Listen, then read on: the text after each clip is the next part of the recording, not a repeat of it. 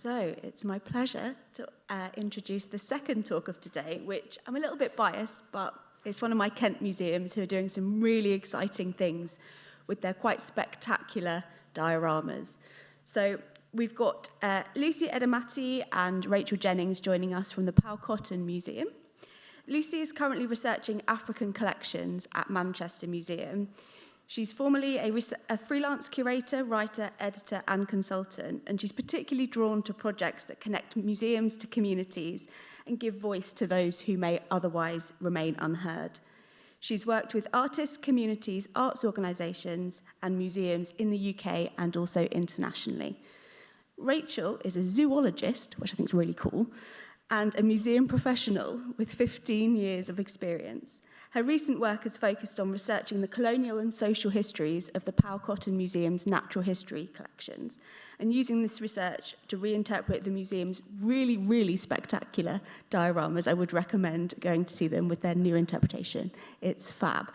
So without further ado, I will introduce Lucy and Rachel to talk about centering communities and decentering collectors.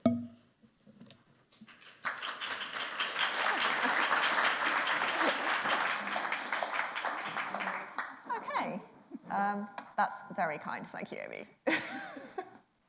To start us off with a very brief introduction, the Powell-Cotton Museum began its life in the 1890s as a venue to display the animals and objects that were accumulated by the museum's founder, hunter and collector Percy Powell-Cotton, that's a painting of him there, and other members of his family. The main collections comprise material culture, natural history, and local archaeology. We also have a massive archive from the family. The vast majority of the collections were obtained between 1889 and 1939 from across Africa and Asia in regions that were then under colonial rule. After Percy's death in 1940, his son Christopher held the directorship for over 60 years, and his aim for the museum was for it to be a fitting memorial to Major Powell-Cotton, his wife and family. And that really is what the museum has remained. It's a memorial to the family with key displays and interpretation kept pretty much as they were during Percy's lifetime, including terminology and imagery that we now recognize as racist. And the museum has also had a complicated relationship with its local communities over the years. Our visitors have historically been predominantly white, mostly local families and older people. Local community members who belong to the global majority have told us over the years that they've been very reluctant to engage with the Powell-Cotton because they found the museum to be extremely unwelcoming and the displays to be disrespectful. So today, Lucy and I are going to talk about a couple of projects that the museum's been working on from a larger program of works that have sought to address some of this very problematic history. So firstly, I'm going to talk quickly about a project that I ran to reinterpret our natural history displays, and then Lucy's going to talk about a project she led to redisplay our East African material culture, and we'll wrap up with a few takeaways for you. So to start with natural history, between September 2020 and just last month, I ran a project which we called Colonial Critters to completely reinterpret our natural history displays, which are spread across 3 galleries. And at the start of the project, these displays comprised 7 massive room-sized habitat dioramas, a smaller taxidermy tableau case, mounted heads, skulls, and elephant ivory. So quite a lot going on there. The main focus of the project was on reinterpretation rather than redisplay, because obviously the dioramas are kind of permanent fixtures. However, there were some physical changes. The decision was made to remove the skulls and ivory from display in our oldest gallery. And this actually happened primarily due to conversations during the lifetime of both of our projects that I had with Lucy and the community members that worked with her. And they made it very clear to me that the way that these animal remains were displayed, surrounding displays of East African material culture and Ethiopian religious art in our oldest gallery was just inappropriate and disrespectful, and that they just couldn't be left like this. So in April of last year, the skulls and ivory were removed, along with some spears and shields and other objects that were kind of not very well mounted on the ceiling. In terms of methodology, the Colonial Critters project relied largely on archival research. We did do some audience engagement and consultation work early on, but it was heavily impacted by COVID and other factors and had to be scaled back significantly. We also did some internal consultation later in the project with museums, front of house and learning staff to discuss what they find visitors find interesting, what they get asked most frequently, and kind of thinking about how we can include some of those things in the new interpretation. And during my research in our archive, I kind of found large discrepancies between the information being presented publicly compared to what's recorded in our archive. And these ranged from the somewhat silly, like the myth that this hyena has a bloated puffy face because she was stung to death by bees, sadly not true, to the disingenuous and actively harmful, the erasure of African and Asian people from the museum's narratives, and a distortion of Powell-Cotton's attitudes towards wildlife, presenting him as a trophy hunter turned conservationist, when in fact I think his motives were much more complicated than that kind of simple trope allows for. And his own writings show that he hunted primarily because he enjoyed it. So traditional displays of animals in museums generally focus on science, as I'm sure we're all aware. The animals are mostly just there as representatives of their species to allow the museum to talk about big topics like evolution, adaptation, biodiversity. But I think this kind of misses an opportunity to examine the wider context of natural history collections. And dioramas being so obviously artificial while trying to look natural, I think they kind of do naturally speak to the social history of natural history, and the detailed archive that we have at the Powell-Cotton kind of enabled me to broaden the story out from Powell-Cotton himself to include some of the many people that he worked with to create the museum. And so the output of the Colonial Critters project is entirely new written interpretation, which was freshly installed just a few weeks ago, that aims to put these collections into their historical and social context and provide visitors with a better understanding of how these African and Asian animals came to be in a small Kent village. The interpretation focuses on how and why big game hunters like Percy killed and collected animals, why museum specimens are important and how they can help us to understand the natural world, what dioramas and taxidermy are, and how they're made. And I was lucky enough to work with the fantastic Jasmine Miles-Long, who is an ethical taxidermist, to create the display about taxidermy there. And throughout the new interpretation are stories that foreground individuals who contributed to making the museum, including a Kashmiri hunting guide named Satara, who worked with Percy over several years in the 1890s to collect animals in Kashmir and Tibet, and also 3 men who were employed on Percy's East African safari in the early 1900s. These men, Kazimbazi Sekabogo, Pathangazi Katikero, and Mojan Betsiri, apologize for my pronunciation, were represented previously in a display that told the story of Percy's brush with death with a lion that mauled him during hunting. But they weren't even named in this display, and their actions in rescuing Powell-Cotton by killing the lion were kind of downplayed. So we've created a new display that draws on these 3 men and objects that we know they used or owned as a case study to talk about how safaris operated in the early 20th century and the vital roles that African people played in facilitating this industry. So using the same objects to tell a very different story. And with that, I'll pass over to Lucy. Thank you, Rachel. Excuse me. So as Rachel said, we focused on redisplaying material culture from East Africa, from countries that we now know as Kenya, Uganda, and South Sudan. The artifacts at the beginning in the old display were spread over 2 cases. There were about 100 of them. And it was the same situation that Rachel described: inaccurate information, disrespectful presentation of originating communities. In some cases, they were misnamed or just misspelled.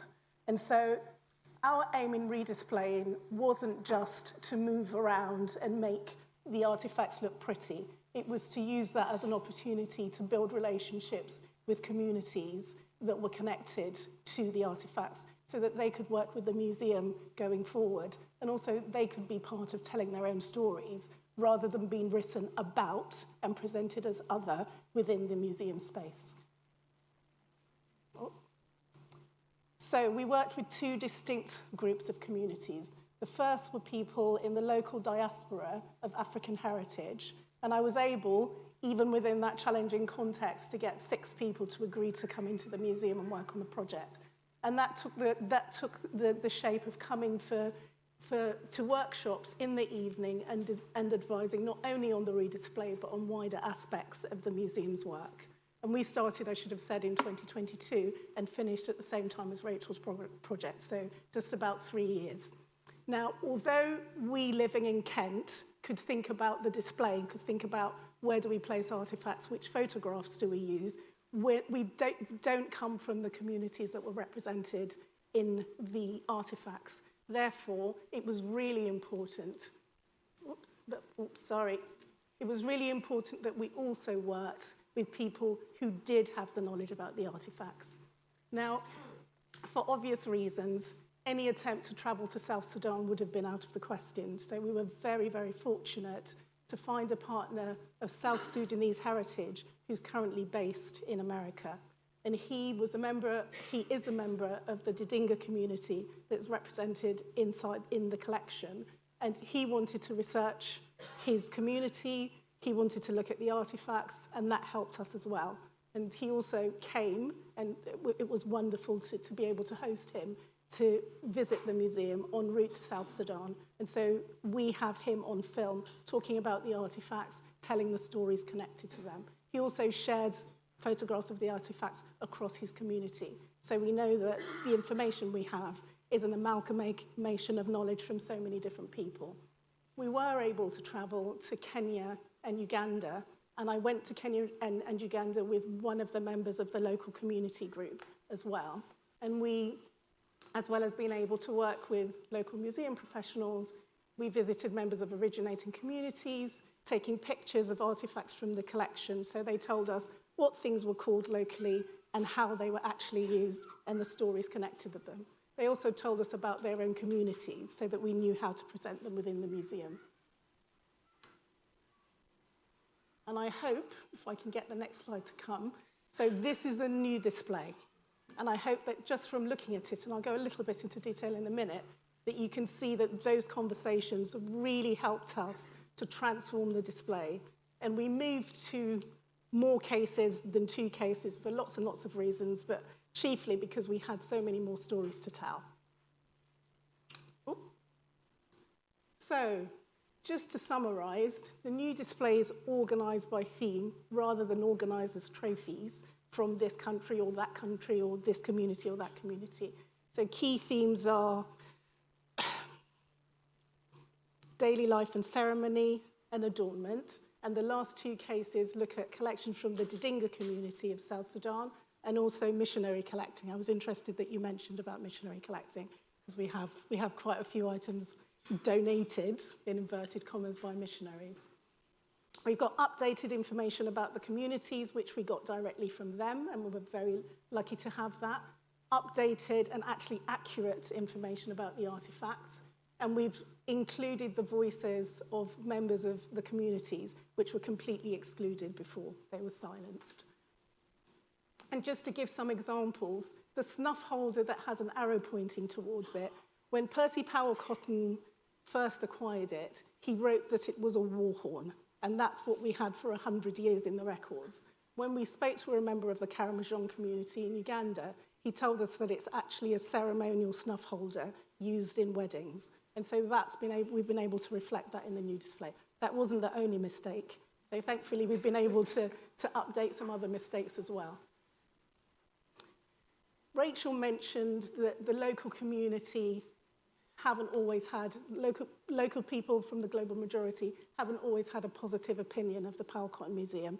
And when I was trying to find people to come and work on the project, I found that as well. There were a lot of people who said, I'm not going there, it's racist. And there were also people who said everything was stolen. And if everything was stolen, I don't want anything to do with it. The fact is that some of the materials were taken unethically, and that is very clear in the new displays. However, we did find from conversations, from looking in the archives, that there were also items that were given as gifts. So we think it's important. I'm not an apologist for colonialism, but I did think, and we thought as a group, that it's important to tell a much more nuanced story, and if things were gifts or if they were taken by exploitation, to be very honest about how they got there. So it's been good to be able to tell stories that are much more sophisticated than what we had before. Oh. Now, working with communities in this ways, I can attest, is actually it's a lot of emotional labor, is how I put it. And it's time-consuming and it's expensive. However, it is worthwhile doing for all sorts of reasons.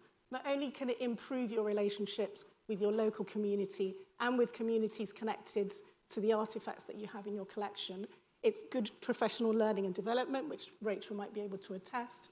You vastly improve your knowledge about your collections and how to care for them. You know whether something is a war horn or a ceremonial snuff holder, for example, just to get started. And you have much richer and more nuanced stories that you can tell within the space and share with your visitors. And so just leaving, before we end with our top tips and then hand over for questions, that's those cases, Gallery 2, that were in situ for 100 years. And just a final look at Gallery 2 now, which I hope it looks different. And so, key takeaways.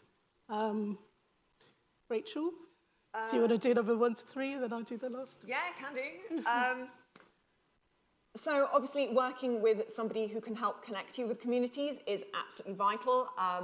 We would not have been able to do the project to redisplay the East African materials without having Lucy in place there. Or someone like you. Or someone like Lucy. But we had tried to speak to local members of various Black community groups. They were not interested in engaging with the museum at all. And I know even Lucy, Lucy had a struggle with it. So, having someone who can connect with communities, persuade people to get involved is really, really important. You have to listen to your community partners all the way through the project and agree with them how you're going to stay in touch. Afterwards, I know our head of collections is currently thinking about how we continue the relationship with the community advisory panel that we've built up now that these projects are over, now that Lucy has moved on. So hopefully we will be able to keep that going. And also, you need to prepare your staff for doing this stuff and make sure they feel confident engaging with visitors as well as with community groups. We're talking about some quite challenging topics in the galleries now, and you want to make sure that your staff members are comfortable dealing with any questions that people bring to them, and that takes time and talking as well. Sorry.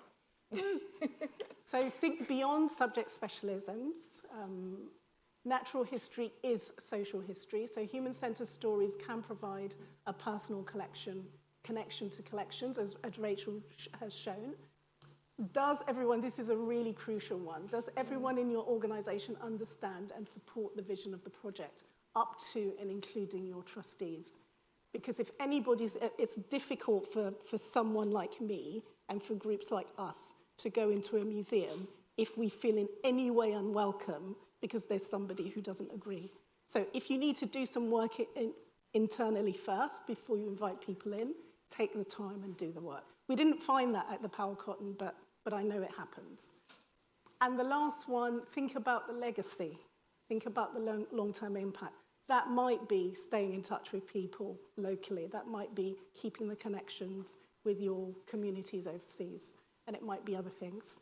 I know that the Powell-Cotton Museum, for example, is currently advertising for trustees, and some members of the community advisory group may well be interested in joining the board. So it's about just keeping things going and moving forward.